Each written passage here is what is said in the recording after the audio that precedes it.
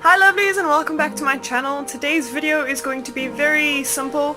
I got a few emails, I think about 30 emails about this, so I'm going to cover the topics why self-love and self-care are so different, and why they are so important for a full rounded, well-rounded lifestyle, happy lifestyle. So to start off, if you guys don't know, my name is Michaela and I write coffee time notes, and my focus is self-love, self-care and self-awareness, and I would love to help you. If you'd like to, my email will be linked down below, so you can pop me an email if you want to work one-on-one with me on this.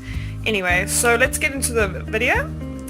So I'm going to first go on to the differences between self-love and self-care, and the differences are, and I'm going to read two descriptions, and in fact the blog that I found this on, I went and researched quite a few different ones, but I was looking for a specific way of saying it so that it like resonates, and this resonated so well with me, and the blog I found it on is called everygirl.com, and I will link it down below. In fact, I'll link this specific blog post down below, so I hope you enjoy, and I'm going to read the first description. Self-love is the act of cultivating gratitude and acceptance towards oneself, both emotionally and physically. It means loving yourself unapologetically. And this is so true. And when I first started my self-love journey about 5 years ago, this was the idea that resonated the most with me, loving myself unapologetically, because we are forever told by everybody else what is important, that everybody else wants from us, but we never really sit down and think what we want for ourselves and from ourselves. So loving yourself unapologetically kind of ties into that, because you don't want to be a people pleaser. You want to be able to please yourself first. Okay, so then the second description is self-care, which is the act of taking care of yourself both physically, mentally and emotionally, and the self-awareness that you need time for yourself in order to grow in any way possible. Wow. And it is so true, because if you do not work on yourself in order to grow,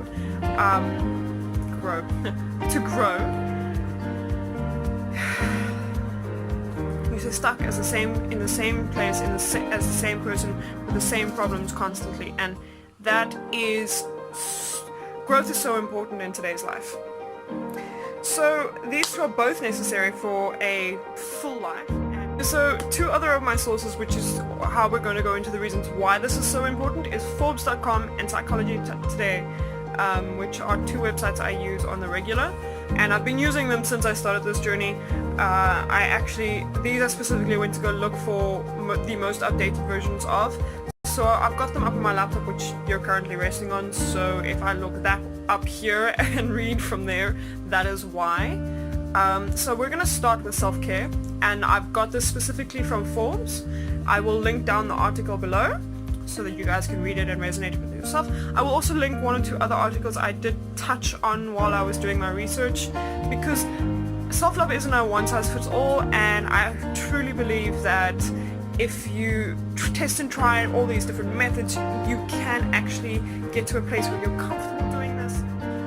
Why self-care is so important according to this article, and this is actually the one that resonated the most with me, hence why I'm mentioning it in this video. First of all, you need to know your worth. You cannot be walked all over, you cannot be used and abused, you cannot be someone who is forever taken for granted. I completely missed that word completely. You won't be taken for granted, you won't be used and abused, you will not be someone who can just be thrown all over the floor and walked all over, if you know your worth. Secondly, a healthy work-life balance. So I'm one of these people that needs to work on this specifically part myself. I often overwork, or I work longer than I should, whether it be with my full-time job, on my blog, on my writing, anything really, and I don't take a lot more time for myself. So even though I spend 30 minutes every morning doing my gratitude journal and I go to gym every day, I still have days where I actually run out of time. So yes, a healthy work-life balance would really be good for you, because as the workaholic herself says, workaholicism is not a virtue. Oh, the website also says it, so that's great. The next good reason why stress management. You will not believe how much my acts, me looking after myself while doing like little self-care thingies. I used to be such a highly strung, stressed person that I would actually get nasty.